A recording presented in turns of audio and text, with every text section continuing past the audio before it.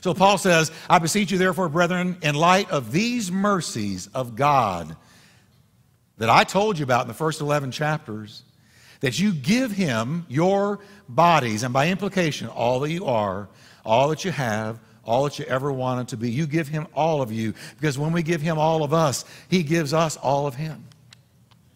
It's a really great trade. We get the better deal out of it, let me tell you. Now watch this. Giving your body, all of you, to the Lord is the beginning of what the Bible calls sanctification. Paul said in Thessalonians, he said, faithful is he who calls you to sanctification, who also will do it. And he says he will sanctify you body, soul, and spirit. He will set your body, your soul, and your spirit aside for himself.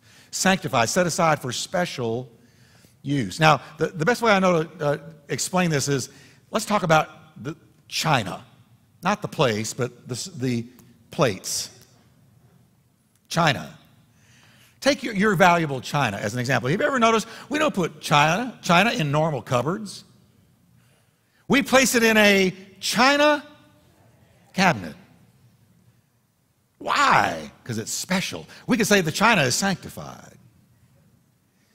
Now, let me just tell you this. You, as the church, are God's china.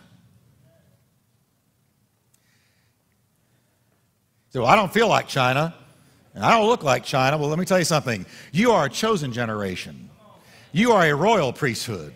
You are a holy nation. You are a called out and sanctified people, set aside that you may show forth the praises of him who called you out of darkness into his marvelous light. That's the special usage that God's got for his people, to reflect him and glorify him and lift him up and make him known. That's what China is used for, God's China.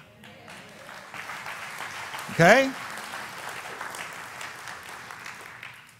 So we are dedicated, we are consecrated. We set ourselves aside for the Lord's work. And see, when we do that, then we're understanding what the blood did for you and for me. Because it says we have been purchased with a price, the blood of the Lamb. And so when God wants to talk to somebody about Jesus, he pulls out the china. When God wants somebody prayed for, he pulls out his china. When God wants somebody to speak up for him, he pulls out his china.